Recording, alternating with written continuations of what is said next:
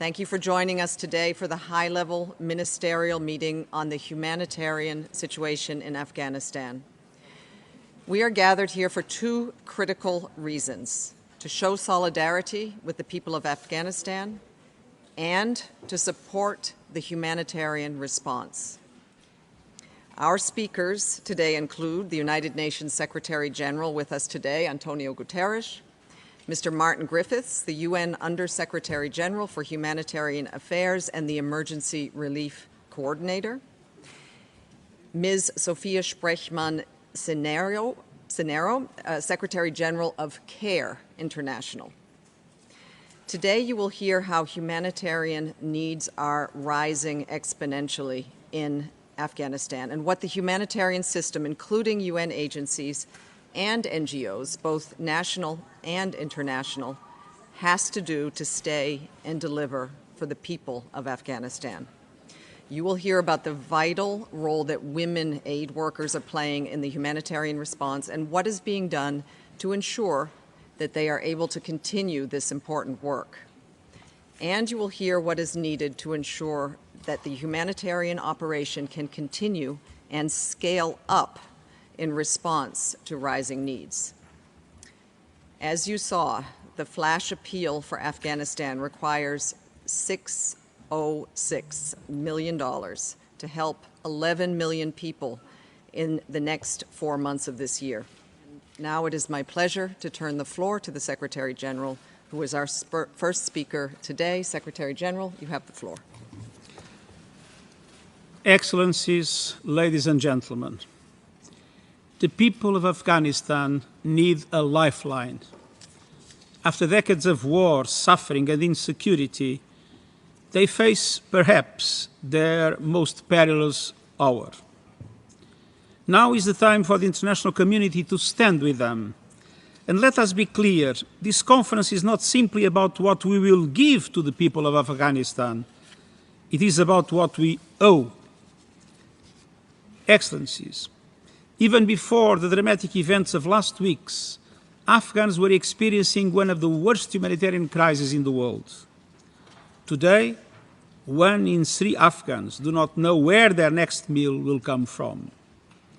The poverty rate is spiraling, and basic public services are close to collapse. Hundreds of thousands of people have been forced to flee their homes, and at the same time, Afghanistan faces a severe drought, the second to hit the country in 4 years. Many people could run out of food by the end of this month, just as winter approaches. And of course, COVID-19 continues to stalk the country. Excellencies, the United Nations family and the humanitarian system at large are delivering for the people of Afghanistan with food, life-saving interventions, and essential health care, including maternal health care. We have established robust mechanisms to coordinate the response across development and humanitarian efforts anchored in human rights. I asked the Under-Secretary General for Humanitarian Affairs and the Emergency Relief Coordinator, Martin Griffiths, to travel to Kabul last week to meet the leadership of the Taliban. He reinforced our commitment to deliver impartial and independent humanitarian assistance and protection to millions of people in need. He emphasized the critical role of women in the delivery of aid and urged all parties to ensure their rights, safety, and well-being. He called for all civilians, especially women, girls, and minorities, to be protected at all times. The de facto authorities pledged in person and in a follow-up letter to Under-Secretary General Griffiths that they will cooperate to ensure assistance is delivered to the people of Afghanistan. Our staff and all aid workers must be allowed to do their vital work in safety, without harassment, intimidation, or fear. Excellencies, to continue our life-saving efforts in Afghanistan, we need 4 things right away. First, funding. We need more, and we need it quickly. And we need to be flexible enough to adapt to the fast-changing conditions on the ground. I urge you to support our flash appeal for $606 million to get urgent assistance to 11 million people in the next 4 months. Today, we are announcing a $20 million allocation from the UN Central Emergency Response Fund to support the humanitarian operation in Afghanistan. Second, we need your help to boost humanitarian access, including the air bridge with Kabul and other hubs in Afghanistan. The United Nations Humanitarian Air Service, UNHAS, established an air bridge from Islamabad into Kandahar, Mazar, and Herat, with operations running since the end of August. Yesterday, UNHAS flights were resumed from Islamabad to Kabul and are now fully operational across the country. This work must continue, and much more is needed. We need to be able to move aid workers and humanitarian supplies in and out of the country. We need unimpeded access to get to hotspots quickly, safely monitor response, and move relief items within the country. Third, we need to safeguard the rights of women and girls in Afghanistan, including through access to education and other essential services. One of the bright spots of Afghanistan today is the new generation of women leaders and entrepreneurs, educated and flourishing over the last 2 decades. Afghan women and girls want to ensure that gains are not lost, doors are not closed, and hope is not extinguished. This is central to the future of the country and every Afghan. Finally, we need to ensure that our humanitarian response saves lives, but also saves livelihoods. The people of Afghanistan are facing the collapse of an entire country all at once. Afghanistan faces a development emergency, and we must protect the progress of the 2 last decades.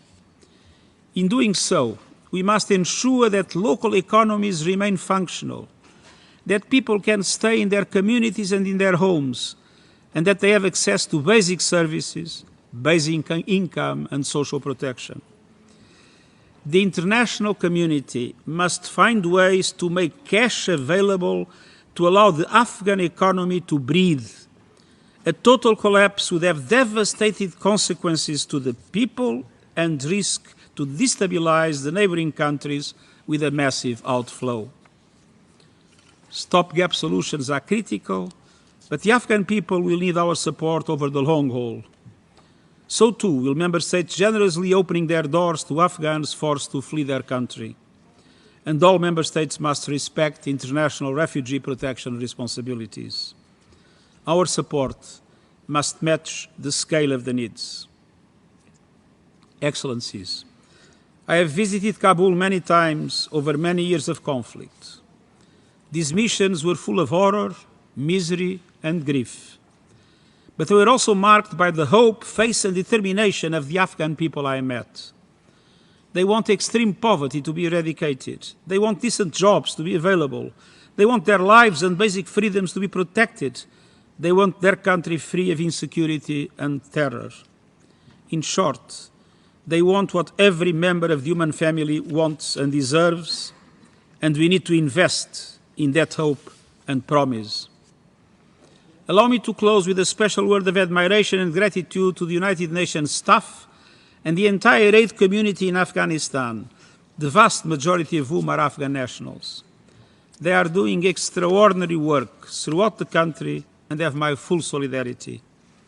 Let us commit to support them as they support the Afghan people and to ensure they can do their work safely. Time is short and events move quickly in Afghanistan. Let's extend our lifeline to the people of Afghanistan and do everything we can and everything we owe to help them hold on to hope. Thank you.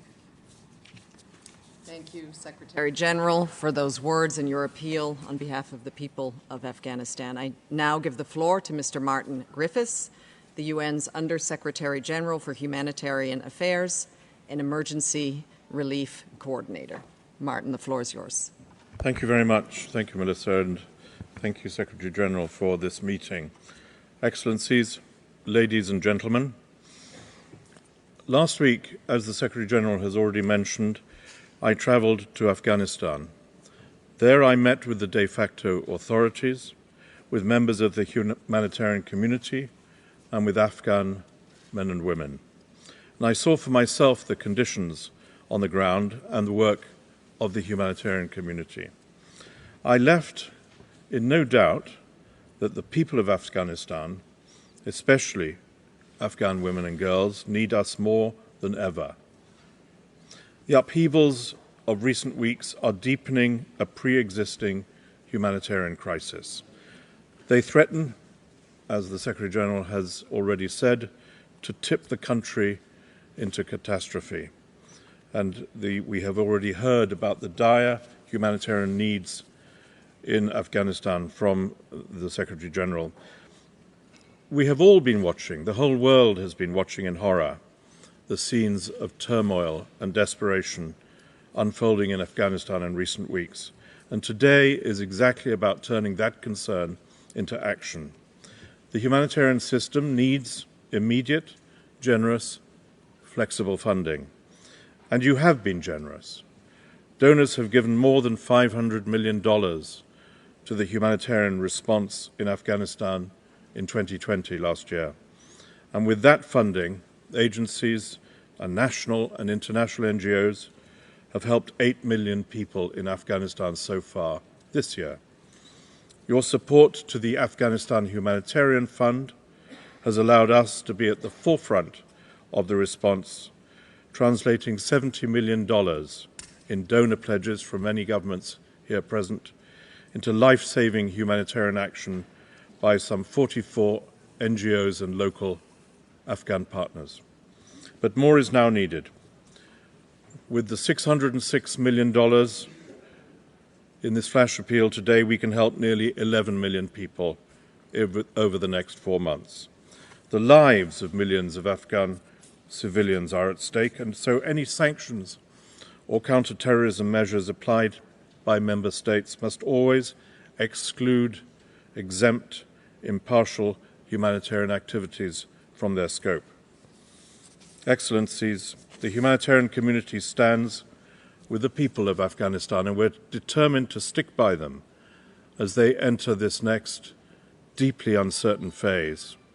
And as we help them deal with the immediate humanitarian crisis in front of us, we will also seek to protect, as already mentioned, those hard-won development gains. The role of women and girls is crucial, as anywhere.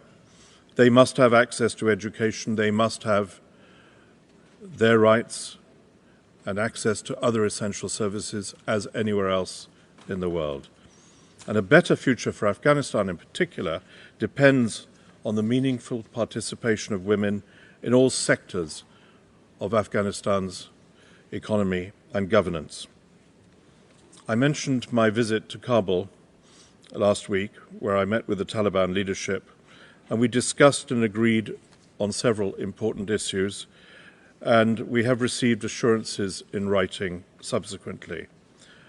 Please allow me to read some excerpts from this letter, and I quote, "We assure you that we will remove previous and current impediments in front of your assistance and all related projects working under supervision of UN and other international organizations in Afghanistan, and all partners will be fully allowed to help the vulnerable people in Afghanistan in the current situation.